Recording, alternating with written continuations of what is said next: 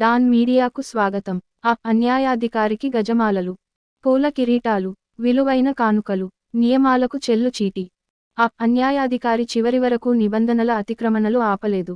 బదిలీపై వెళుతున్న ఆయనను కొందరు భారీగా సత్కరించి కృతజ్ఞత చాటుకున్నారు. ఆ అధికారి లీలలు, ఆయన వెనకున్న వ్యక్తుల కుయుక్తులను డాన్ మీడియా వెలుగులోకి తీసుకురావడం వీక్షకులకు తెలిసిందే.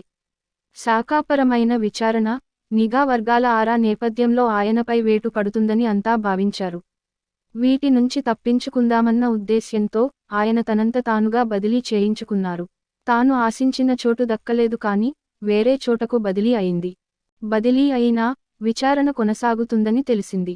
బదిలీ కావడాన్ని కొంచెం ఊరటగా భావించిన ఆయన ద్వారా అడ్డదారిలో లబ్ధి పొందిన ఆయన పరివారం వీడ్కోలు వేడుకను అట్టహాసంగా నిర్వహించుకున్నారు. వారిలో చెట్టు కింద బ్రోకర్ గబ్బిలం చేసిన హడావిడికి హద్దే లేకుండా పోయింది. తాడేపల్లిగూడెం చరిత్రలో ఏ అధికారిని సత్కరించని రీతిలో భారీ స్థాయిలో సన్మానం చేశారు.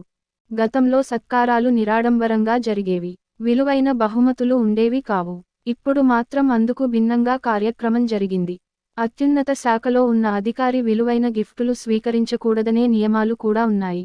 ఇప్పుడు మాత్రం వాటన్నింటికీ తిలోదకాలు ఇచ్చారు. అధికారిక ప్రాంగణంలోనే ఇలా జరగడం ఆశ్చర్యానికి గురిచేసింది.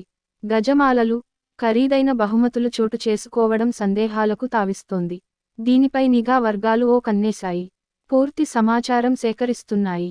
ఇది 2 తెలుగు రాష్ట్రాల స్థాయిలో చర్చనీయాంశమైంది. విశ్వసనీయ వార్తల సమాహారమే మన డాన్ మీడియా. మరిన్ని వార్తల కోసం మన డాన్ మీడియా ఛానల్ను సబ్స్క్రైబ్ చేయండి. మరికొందరితో చేయించండి. ధన్యవాదములు.